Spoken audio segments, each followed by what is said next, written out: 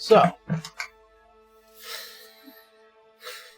as the eyes of the world descend into the lands of Alernon,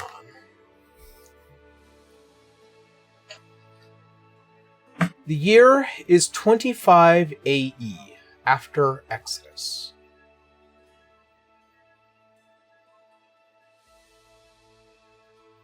Within the great city, this metropolis of Eastern innovation, and as well as a bit of isolation along the Eastern coalition between Dracovania, Vale, and Lowbondle.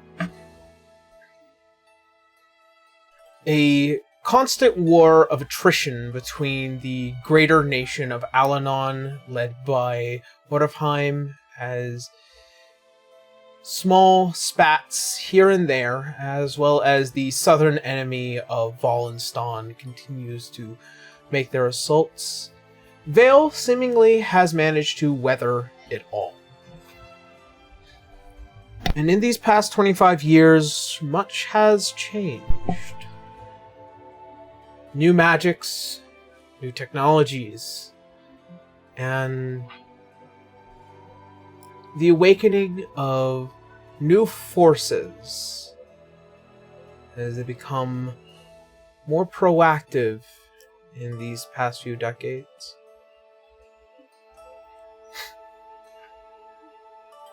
As the eyes slowly begin to settle within one of the major noble sections within the city, the heavy footfalls of a tall humanoid-looking man as he walks through the home of the Rathmores. As a faint knock upon your door, as this day you receive news from the matron of the home and your destiny in the future. Entering within, you can see a bright rubelette-colored skinned man with massive curled horns. His purple eyes look towards you. You ready, son? Ready as I'll ever be. As you turn, if you'd like to describe your character.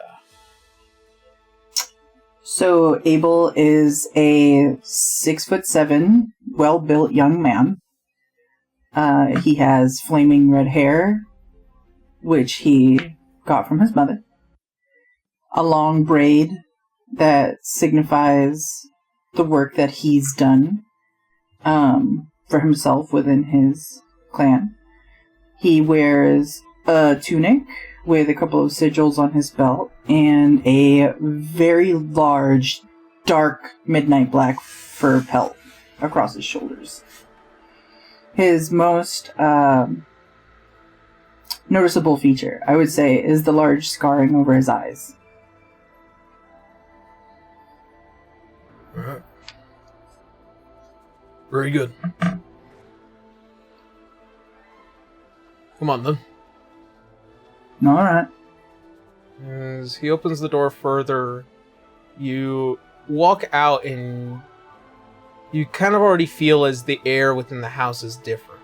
The matron here, Isadora, commands this very home with relative ease, as your grandmother can often move things around as the home is commanded by the witches herself. As you descend alongside your father, a tall tiefling man, this Cinder Rathmore, reaching the bottom of the steps, you hear a faint tap of small feet as they begin to cross the foyer and out of one of the libraries as you see a young witch, a small little tiefling girl with just as bright white hair as her father and the bright green eyes of her mother and the kind of runic witchy designs that have been embedded across her face, as you see as your younger sister, Morgana, exits out and excitingly runs up to you. Is today the day? I think so, baby girl. How are you? I'm doing pretty good. I still have a few more lessons, but... And you can see this old, weathered, massive man of Reginald Rathmore as he stares outside the door. We're not done just yet. No, give her a break. She's just saying hi.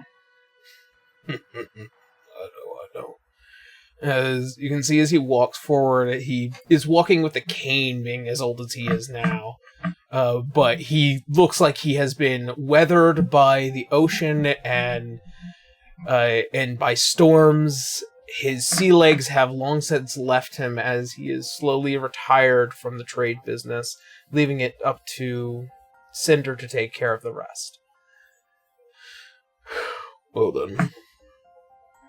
Your grandmother and your mother are waiting for you in the atrium. I'll see him in a second. He reaches down to squeeze his sister a little bit and leans over to her ear and says, "Now you gotta go back to your lessons, but I need you to give that man hell. You understand me?" I will. You be safe. That's exactly what I'm looking for. You can see as the small hands, almost as small as your mother's, if not a bit smaller, kind of just like wrapping around your face. You're gonna do great. Don't be good, but be good at it, alright? I'll try. Alright. As you see, as your father beckons your little sister back into the room as she continues her lessons. He forward march onward to the atrium as you two continue to cross throughout the massive Rathmore home. You can tell this very late winter, early spring energy as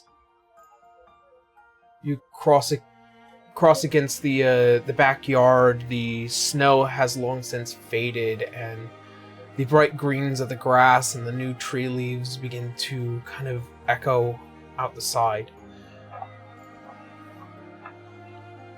And finally, as you make it to the atrium, you see what are the massive, deep brown oak doors with what looks like to be the several sigils that kind of arc across the top of it. Deeply embedded and heavy, as you can feel the very magic burgeoning off of it.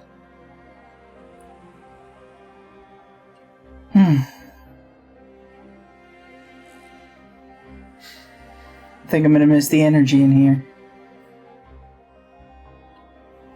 As you say that, you see a Cinder looks at you. Remember, you don't have to do this if you don't want to. And what? Stay cooped up in this house for the rest of my life?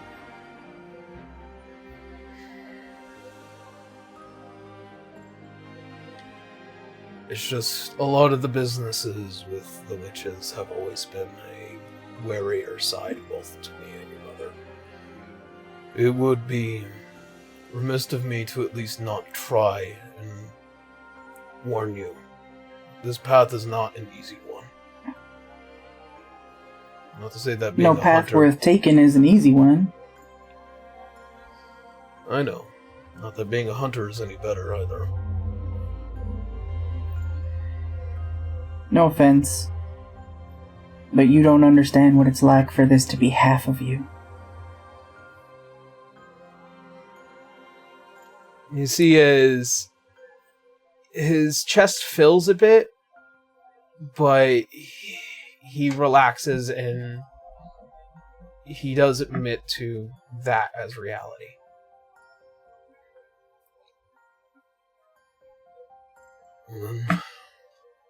Go forth. I'll be right here. He gives him a big hand clap on the shoulder. Boy. I'll be back.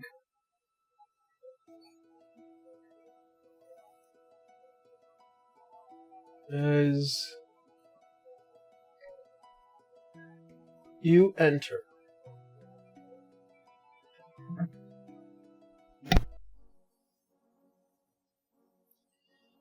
the doors creak with the age that they have had for a long, long time.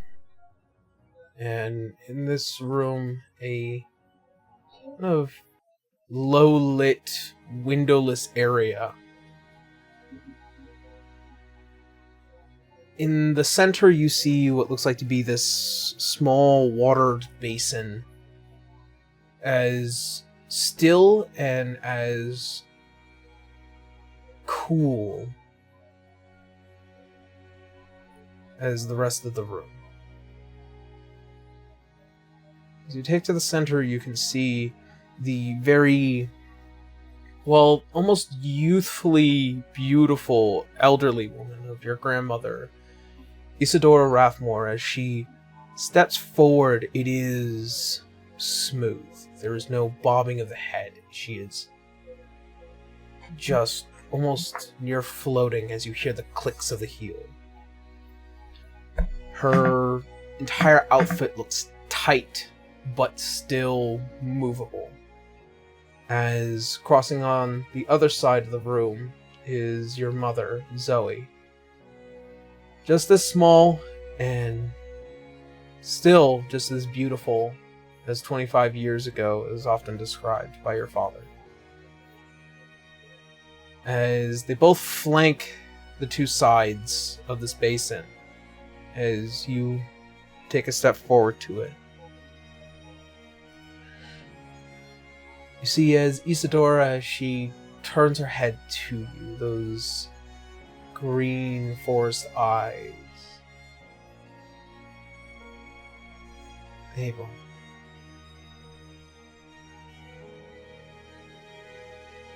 Grandmother.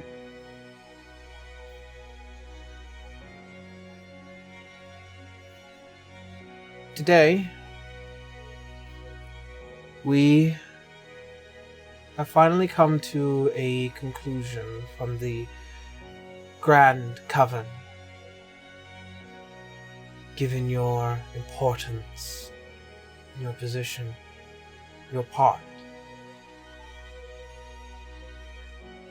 we have provided a number of tasks for you, should you decide to accept the path of the Witch King.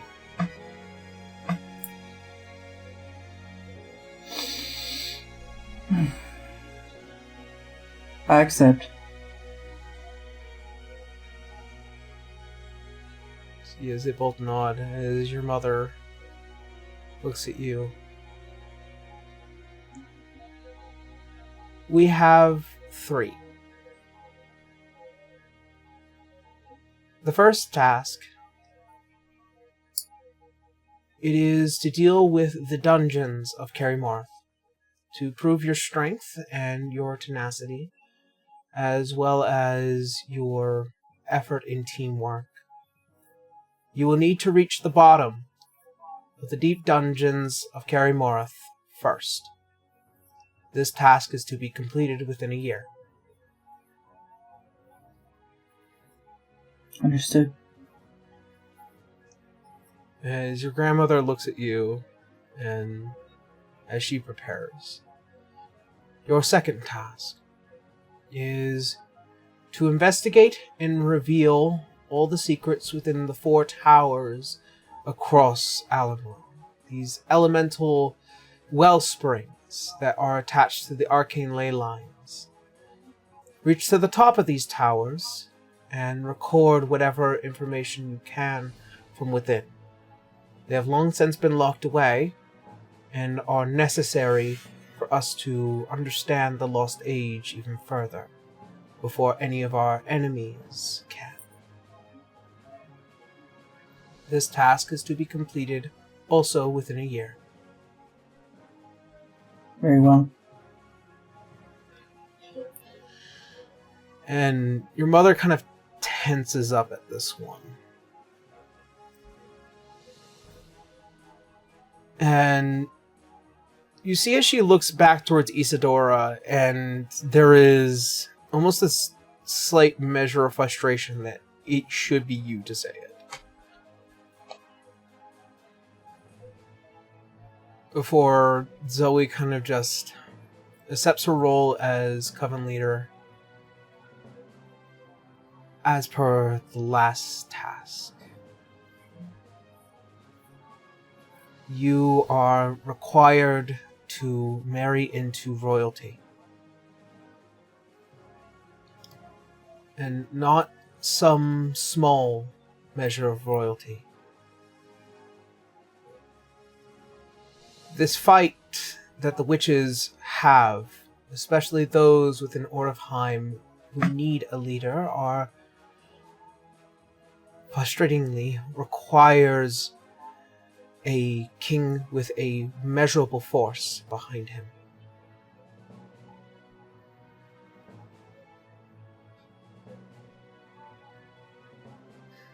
There is no time limit to this one, but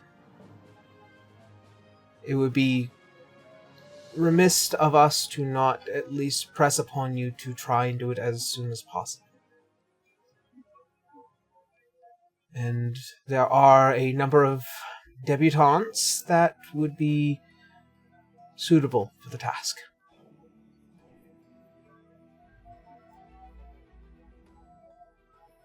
Okay. This is the only one that he was not expecting.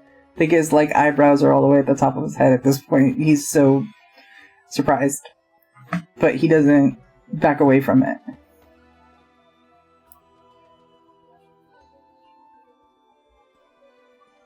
Complete these 3 tasks, as your grandmother speaks up, and the Grand Coven will recognize you fully as the Witch King of a new age, the first in over 1,000 years. Right.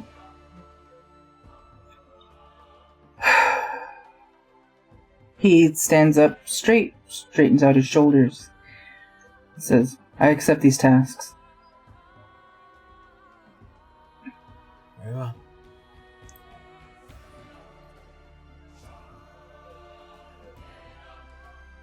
As you see as your grandmother kind of floats around the bowl, she extends her hand out as you are invited to give it to her. Give yours to her. He starts walking towards her, and as he passes his mother, he turns, looks at her, and gives her a little wink, because he can tell that she's tense. And he can't help himself but act up at least a little bit, even in these circumstances.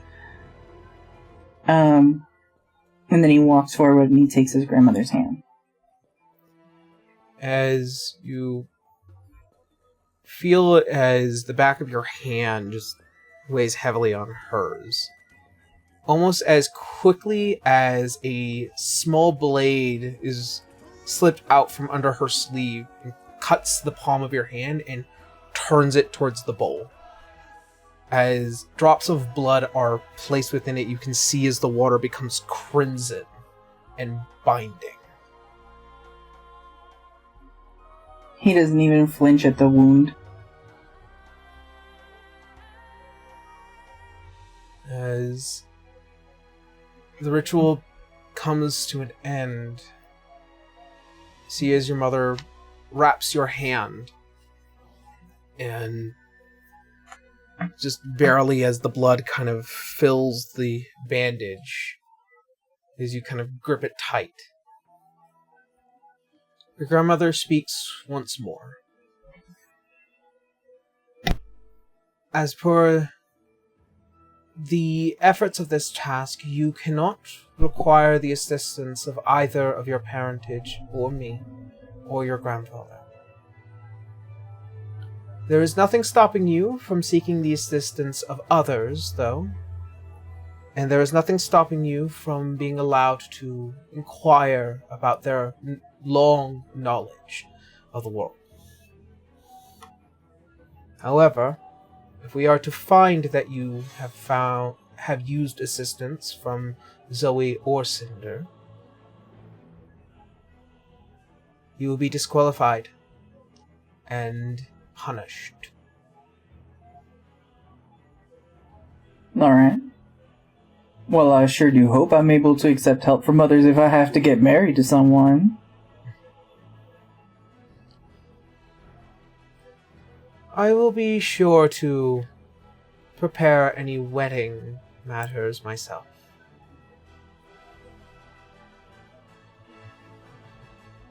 And if the person I marry decides they want to?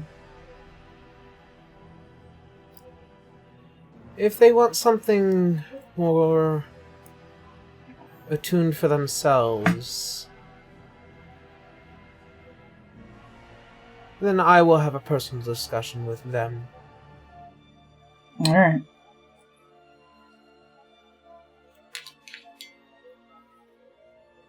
You are free to walk your path, Abel Rathmore.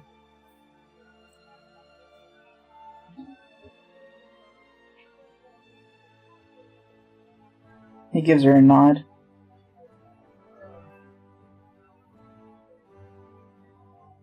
Is that all? That'll be all. Thank you kindly.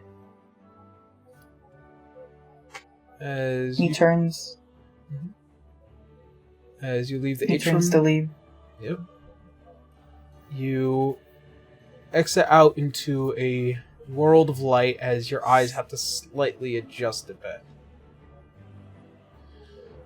And as the door closes, you can almost immediately hear a kind of frustrated conversation happening in the background of the atrium.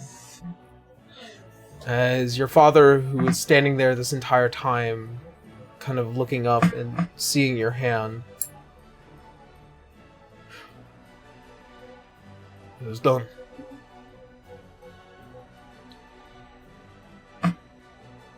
Yeah, try not to look too excited.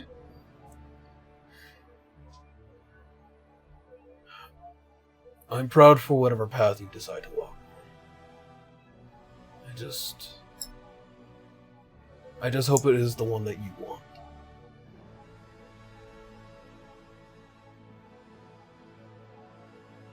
I think it is.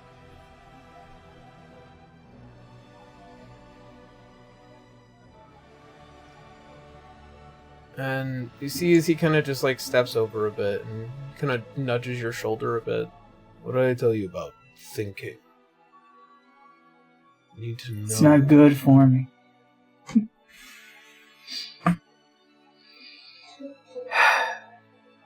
Yeah. So do you know that this is what you want?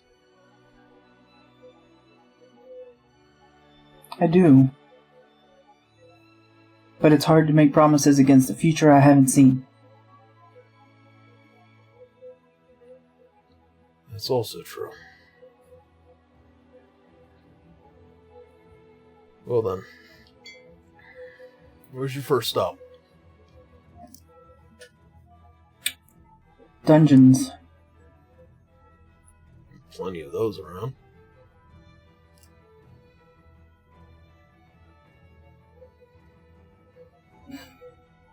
Yeah.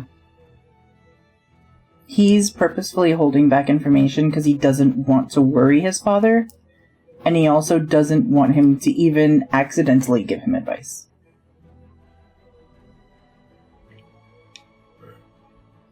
Well then, That said, I do at least have something for you before you head off. As he reaches under his coat, and he pulls out with what looks like to be this kind of bright diamond-like gemstone with, it looks like to be this kind of intricate metal design that goes over the very, like, device itself.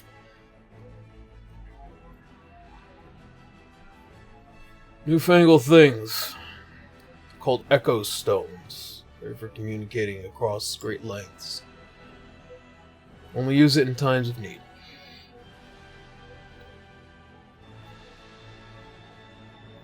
Thank you. I'll miss you too.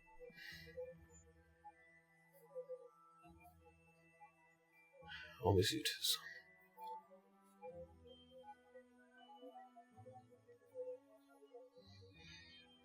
Promise me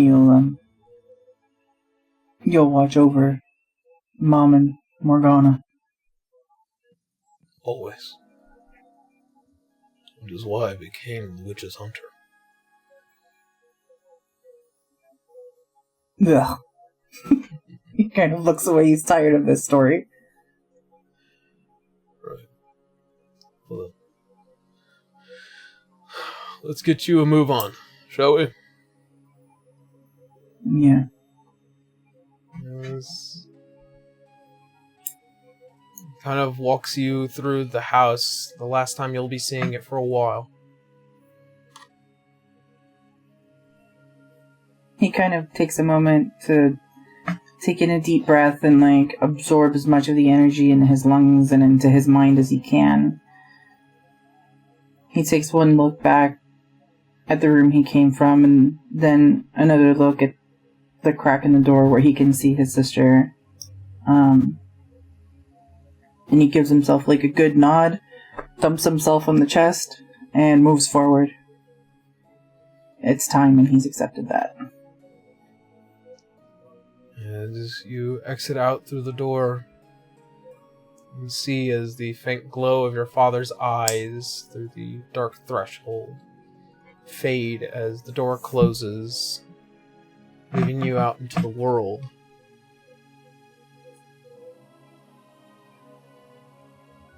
As you find yourself traveling through the lands of Vale, up here, days pass, moments pass. You find yourself heading to the north before heading back down south in order to get to Fort Zaxio, the singular major port that makes its way back into the mainland of Alan.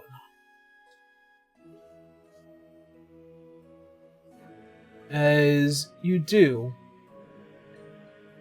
you land in Lobondel. Only a few days later, and here you can see as the large halfling city,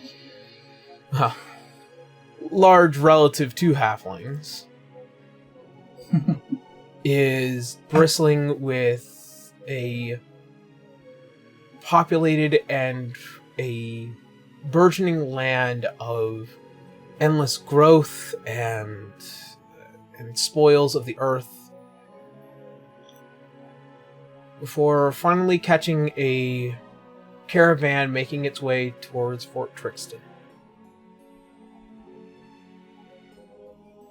Passing out of the Dust Lake territory and straight into the Alanon territory. You take a night here within Fort Trixton as you can see just in the north where those large circular mountains that create Kaer Morhath's greatest defense hang there throughout the night.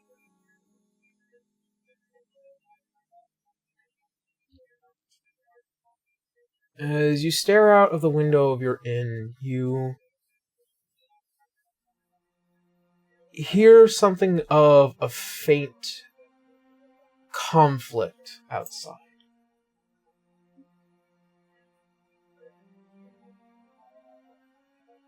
You can hear as the shouts of soldiers become extremely intense within this fort area. As you stare out the window, you can see what looks like to be a small group of young men kind of just being pushed around by these heavily armored soldiers, these Alanonian soldiers that have definitely crossed into the territory within the Dust Lake and have crossed the ocean on several different occasions in military efforts to cause problems.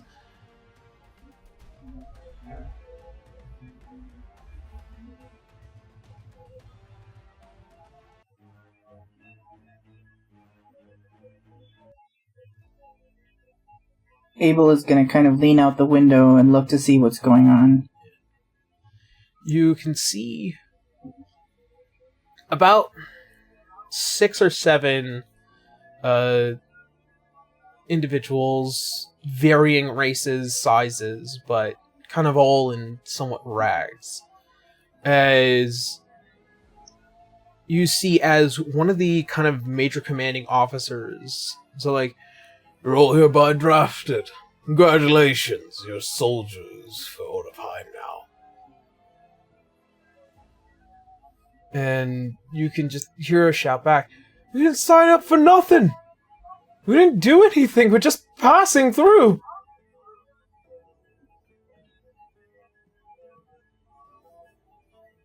Abel is going to pick up his sword and head downstairs. As you do, you immediately are met with what looks like to be about 7 or 8 Orifheim guards and soldiers, all kind of wearing these thick red and mildly armored jackets. As you can see, some of them with these large spears and swords, kind of kettle potting these individuals closer and closer, and you can see as this large kukuru-drawn carriage with a massive cage towards the back is making its way towards you. What's going on out here? Why y'all making all that noise? I'm trying to sleep. As you can see as some of the guards look back towards you. "Brave one this is. Where are you from, eh?" I'm from my daddy's house. "Ah, we got a joker with us, huh?" As you see as the large captain, not as large as you though, kind of just pushes his way through, definitely heavily armored.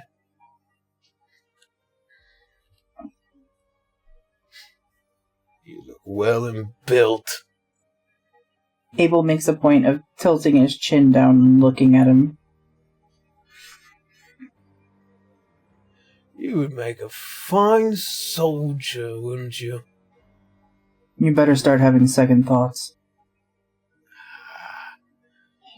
"You're in this fort town. If you want to walk out of it, you're more than welcome to now. Stay a little bit longer, and I think we might be able to suit you up for something nice." You incarcerate all your guests? "No, just the king's command. Draft as many as we can." You won't be drafting anyone here tonight. I suggest you let those people go. And I suggest you let me get back to my sleep. As you see as kind of the hand raises as you see all the guards begin to turn and point their spears at you, and blades begin to draw. "I don't think so." He smiles.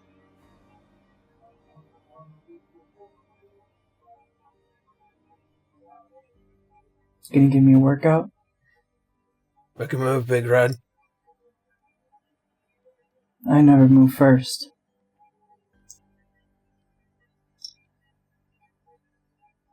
He takes a step forward, chest to chest with this man. Yeah. And as you do, you see as the shine of the helm of this captain just comes barreling towards your face as he makes the first attack. And I need you to roll me initiative. Alright. 13. Okay.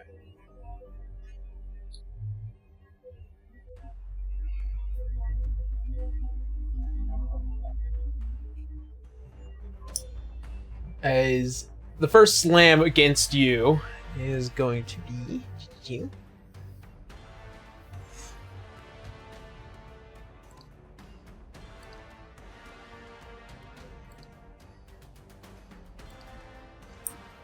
Gonna be a 15 to hit.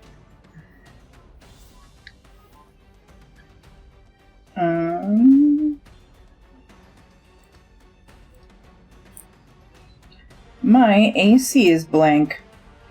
Uh-oh.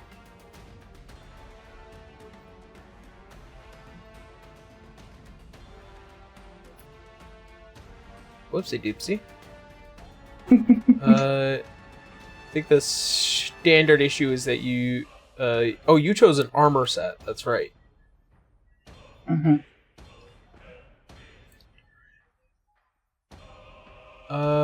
I'm gonna say for right now, you're...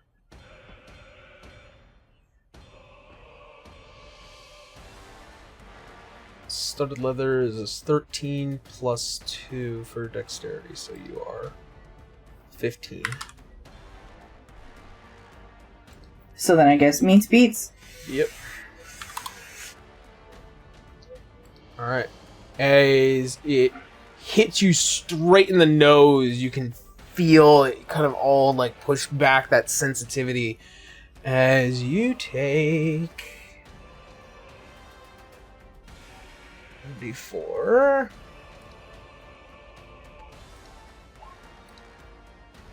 plus 2, so you're taking 6 points of bludgeoning damage. Okay. Alright. As he finishes his attack, you can see as all the soldiers begin to start moving around you and kind of keeping you in this circle of a fight.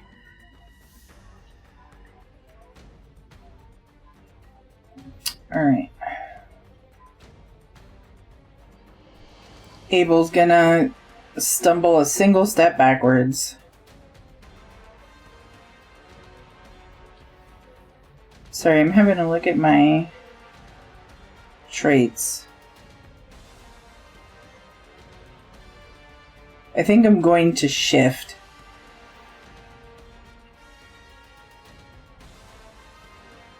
Okay. As a bonus action, as you shift into your hybrid form, as you suddenly grow an extra some 5 inches, putting you at a solid 7 feet high, as massive curled horns massive horns begin to grow out of your head, and your snout begins to extend out, and you have this massive woven-like form take place. He's gonna complete his shift and then look down at the guy and let out a deep huff of like smoky breath, and then he is going to... Sorry, still getting used to this character sheet. Yeah. Using it for the first time. I don't see my attacks on here. Oh, I believe you had a... Let's see. Wondering if my stuff just didn't save right. Probably. I will say you will probably just have a greatsword, so that's 2d6, and then plus your strength. So I'll take my sword and I will attack. I'll just roll a regular 20 for now for... Right? Yep. Oh. Natural one as you First shift, as you wildly pull out your greatsword and it slams down against just the gleam of the armor as it slides off and then right into the stonework. As pebbles and rocks kind of get kicked up, you can see that there is a little bit of like realization that you're not human as first this man had thought, as he suddenly takes the step back. Bloody hell, the fucking lichen! Get him!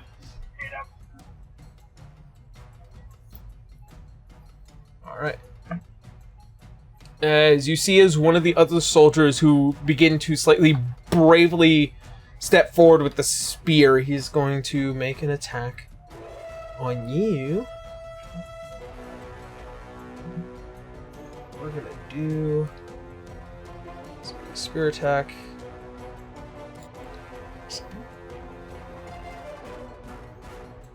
+1, 18. Yeah, that hits. It'll be 7 points. I'm down to 2. Yep. As a spear kind of cuts into your side, you feel as you are beginning to wane in consciousness. As that turn ends, you hear something like a blaze beginning to build as a sudden wall of fire begins to erect between you, the captain guard, and some of the other soldiers that kind of are out in front of him before you hear the sound of a couple of soldiers fall as the clattering of metal and helmets roll across. As you look back, as you see kind of just stepping through the flames, a man probably just as big as you, if not slightly bigger. His hair equally as bright, flamey red color, and his ears pointed, much like an elf. His eyes are deeply red. It is like fire, and you see on his back is also this wide greatsword.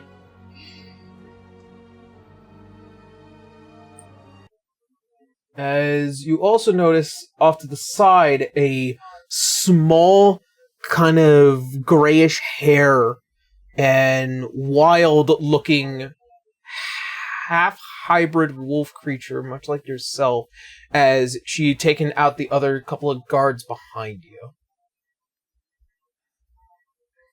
What's this?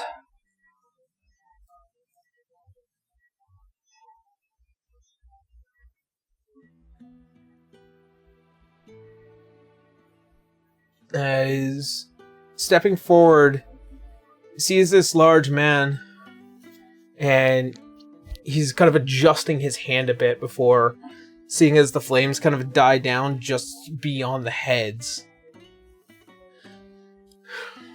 Right. You lot out of here now. Before you see as some of the guards kind of just panickingly look, and you see as the face kind of contorts a bit. I said now! As the flames just build just a bit, and you see as they all panickingly run back to the cart before they jump on and start riding away. And as he approaches, he looks at the small group of people.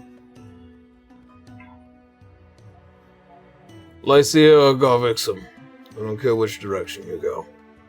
Go. For finally, you see as they all begin to kind of scatter out towards the west. He looks at you. Aren't you brave? Maybe. Maybe I'm just stupid.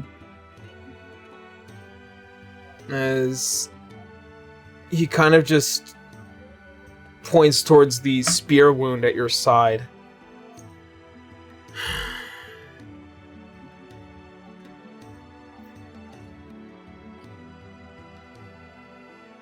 You look oddly familiar.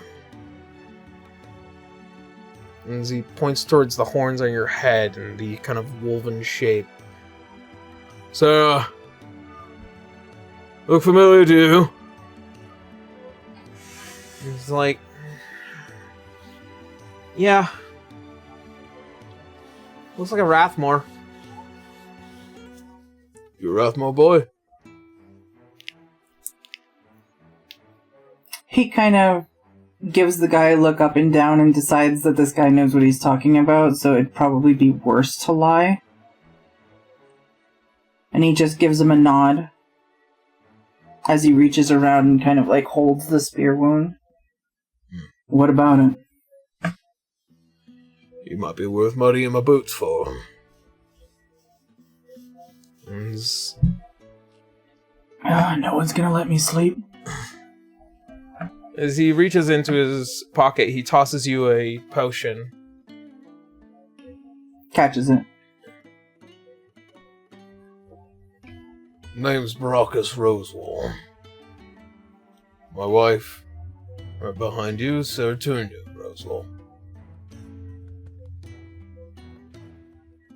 Pleasure to meet you. Downs that potion. You would know passively a bit of this. As a cosmopolitan, you have heard many a name, but the Rose Walls are quite synonymous with the Orifheim royalty.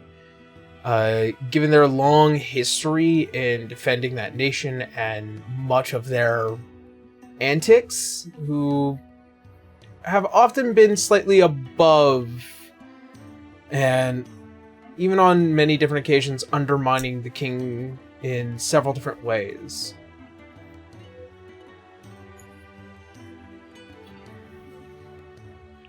On hearing the name, he kind of gives like a deep nod of respect.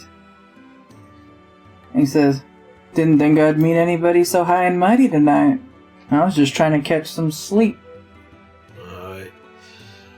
Well, we were heading on our way back to Karimoroth, and we also caught some loud noises that we prefer to not be bothered with. As you see as the head of Seratunia, we were enjoying ourselves until, the screaming. Yeah, I could say about the same for my night. I appreciate you stepping in to help. No. Would you like some company on your trip? Aye. There's a lad that we're currently transporting from Orifheim down to Karimoroth. I don't think he would be too displeased to kindly make your acquaintance. Yeah. I think it's a good idea. Why don't I tag along? Well, meet us by the front gate in the morning. We'll talk some more. Would be a pleasure. I'll bring a bottle of wine. As you see as he waves, the flames begin to finally die down as both him and his wife, who kind of keep an eye on you before heading out. The night comes to a quick end.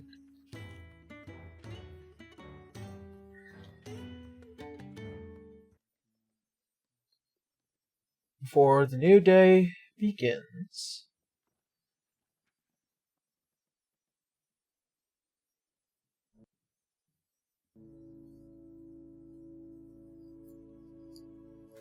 As you make your way out into the front gates of Fort Trixon,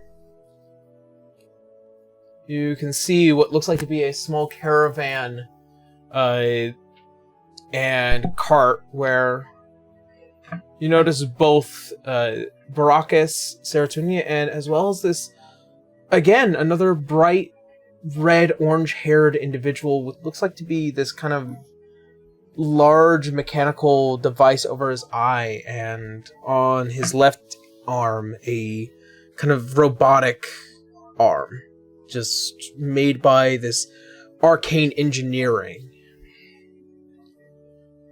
Oh, yes. Good to see you're alive and well. Thanks to you. Good morning. He does like a half bow. As he looks towards the young man, just like, so I heard you tried to fight off a couple of guards. Sometimes dog picks a bone he can't chew through. Well, I appreciate your measure of tenacity. Before I forget myself, my name is Vance Knight. He reaches out and gives him like a slap of a hand to like grab it and shake it. Yeah. Unintentionally overstrong. Yeah, as you do, you can kind of almost see him try and keep a straight face and his body up before finally kind of buckling a bit. That's a firm grip. Oh, sorry. Yeah. Lets him go. Well then, Baraka, should we, get a move on? Don't know myself sometimes. I like this lad. Alright. As all four of you end up in the back of the cart as it begins to pull, the thought comes to mind as to why a noble would be taking a standard cart. And usually under the guise of a hidden intent. But as the hours begin to pass as you travel further and further north, you see as Baracus kind of points at you. So, it takes you to Carrymorth. Well, I have some business to attend to.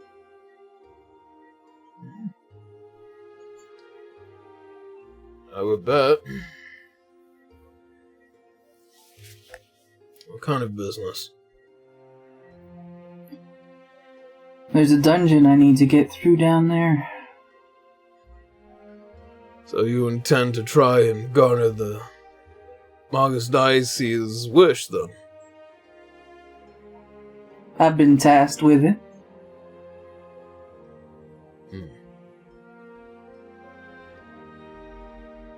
And a little bit of word of advice, given our task and our age, it would be good and well for you to understand that that dungeon is not kind to young men like yourself.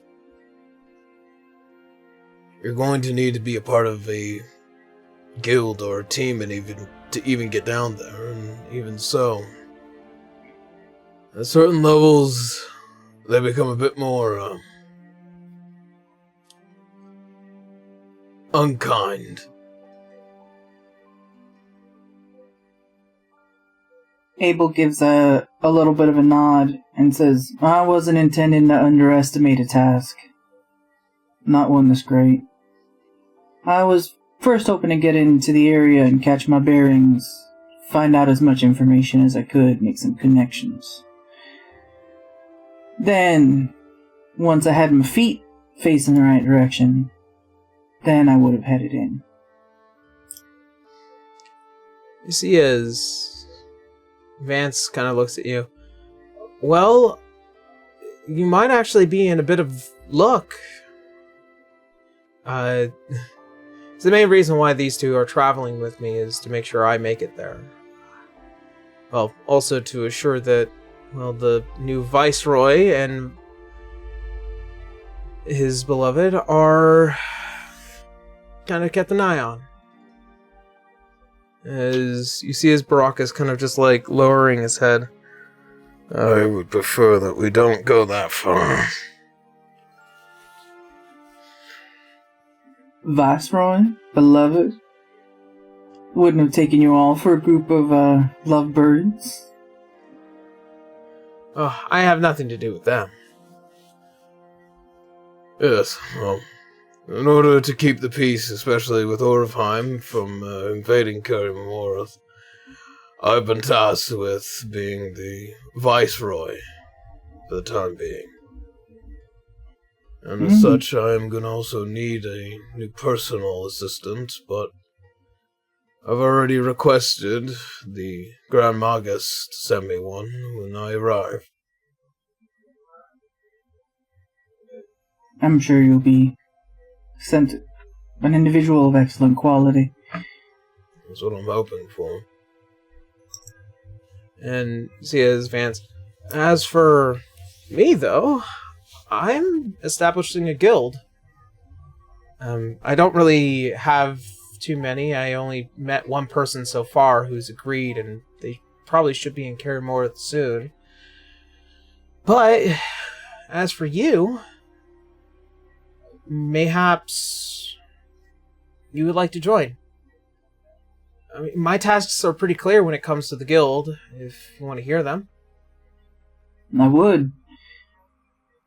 I'm interested in finding out what you've got going on. You've got an air of intensity to you. Well, I'm a bit of an intense person. I'm a researcher. I study deeply into the Lost Age, but my professionality is within magical engineering. So, as he kind of just holds up the robot arm a bit. So, if there's anything that you want to know beyond that, I'd be more than willing to talk about it once we get the guild together. I've also got a little bit of an interest in the Lost Age myself. Oh, really? See, as the face kind of lights up a bit. May not necessarily be as academic as your interest. I've been given a set of tasks I need to complete. Some of it includes finding out some information from the Lost Age. Well, that's gonna be a big part of what we do here. There's still so much we don't know, and the fact that we've been able to, as kind of just like, you hear as the sound of a roaring Venraver starts making its way past this cart. As it, you see as two individuals on the back of it just fly by. Yeah, like that. Venravers. Old technology as well as new technology have been able to develop things like that. And he kind of goes under, and these, see, is the Echo Stones.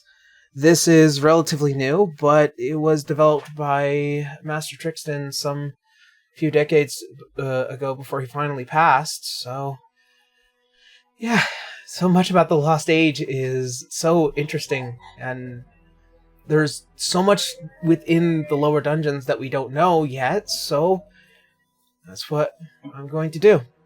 It's my plan. Well, then I feel our paths complement each other. I like you. Fantastic. Well then, as you can feel one of the large bumps of the rocks that kind of hit under the cart, as you see as Vance kind of drops this small silver ball out from his hand, and he's like, and it's rolling left and right, and you're just trying to help him as you see as Sarah, as you go to try and catch it, Sarah kind of puts her heel on it and stops it. Almost with precision-like accuracy before you finally like slip your hand under it, and what you hold in your hand is a mercurial atlas. He kind of looks at it, turns it over in his hand, and cocks his head. He doesn't know what he's looking at. And he's just like, "Oh, here, let me show you." As he hands it back, holds his hands out. Huh. He drops it in his hand. And after a whispered word, the ball begins to splay out in this kind of 3D-like city of Karimorth. As it floats there in the air, he can kind of spin it around, a kind of this silvery replica of the area. Also another piece of technology from the Lost Age. Interesting. Is this technology or is it magic? Both. This is what I professionalize in. I see. As he... I feel like Abel is probably accustomed to like large feats of magic, so it's not like he's not shocked by it, but he is impressed by the way that it looks because he hasn't seen this yet. Yeah. Mercurial atlases are not too common. They're definitely a uncommon item, so very few people probably have one of these. As he begins to kind of point out towards the city of Karimorth, he points to the southwest end. That right there is my brand new guild. Paid for and built within a solid amount of time.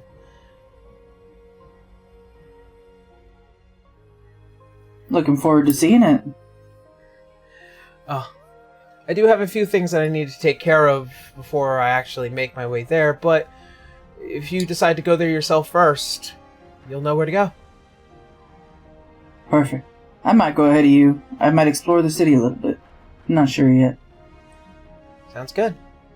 As the atlas kind of forms back into the ball, as it kind of solidly lands back into the hand. At least in the meantime, as he packs it away, we can at least relax as we cross these mountains. And see his head kind of just gets lost in the thought of the sights as he looks forward. I think Abel pops that bottle of wine out of his bag and goes, "Well, if we're going to enjoy ourselves." And see as Baracus kind of extends his hand out first. I'd be willing to have a drink. And for the lady? And yourself? You see as Serotonin's just like, I don't drink. Very well. And you see as Vance is all like, I also prefer to stay as sober as possible. It's just us then, big boy. As you reach out, there is this slight moment where you're kind of just trading one drink between each other, and you see he's somewhat like inspecting you and how you move. And those fiery eyes kind of look past within your soul. I think Abel is accustomed to being read by his grandmother and his mother and his father and his grandfather. He's accustomed to eyes on his intentions. So he would meet that gaze with a strong look right back in his eye and a little smirk. There's mischief in him, but there's also intention. Make me an insight check.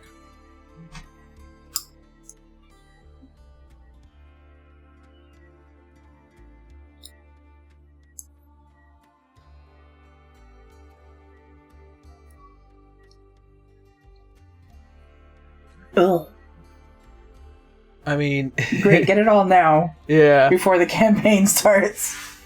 Even in the most basic of understanding, this is an older man. Though he looks relatively young, as you stare into the eyes, you see horror, loss, pain, rejection. For finally a realization of purpose.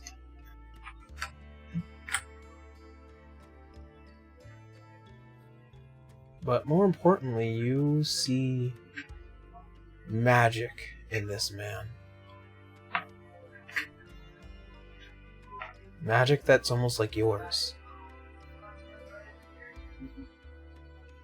I think that makes Abel take pause and kind of tilt his head and look a bit further as he can. Make me another insight check. Please, Dice. Please. Fuck it, please.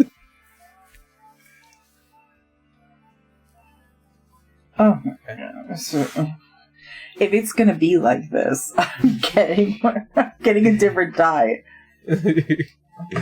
As you try and look a little bit further, even some slight details come out. He wasn't accepted at first. There is a deep-seated rage that awoke within him that you can see.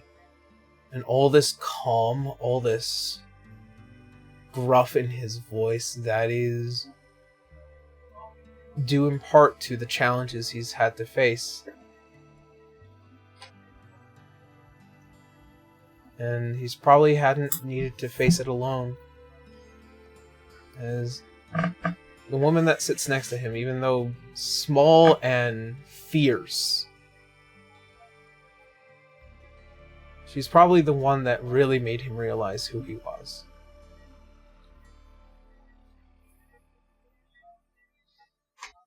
Abel gives a sidelong glance to her, and then back at him.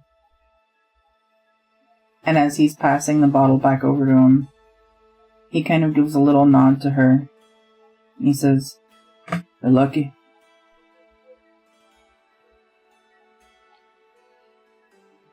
Not without challenges.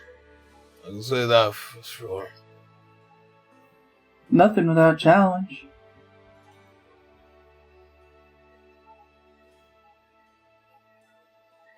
As you all feel the faint stop of the cart, as looking out, you can see what looks like to be the traffic along the large bridge from the south gate making its way to the north.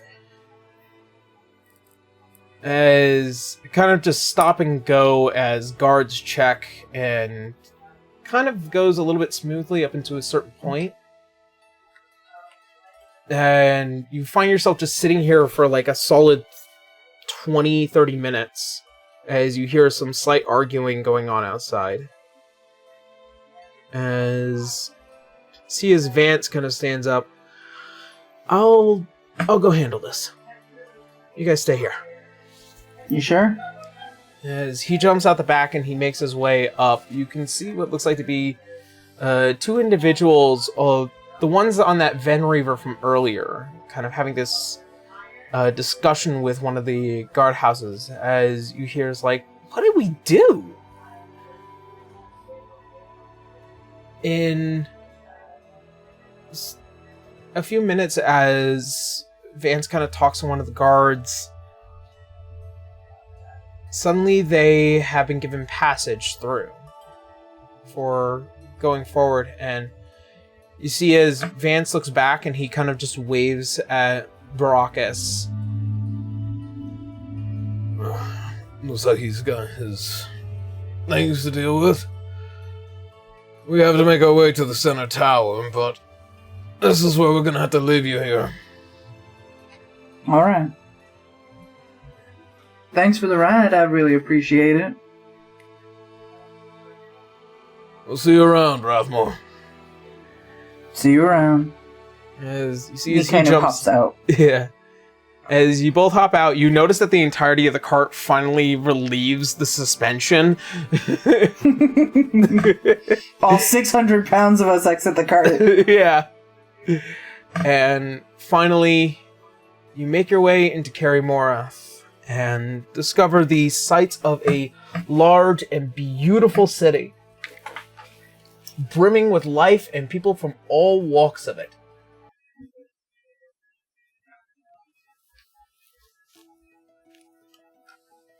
As you kind of catch the sights and the people, you remember that the opportunity still remains in the back of your mind of this guild, as the memory of it doesn't elude you and draws you straight down to the southwest area of Kerrymorath.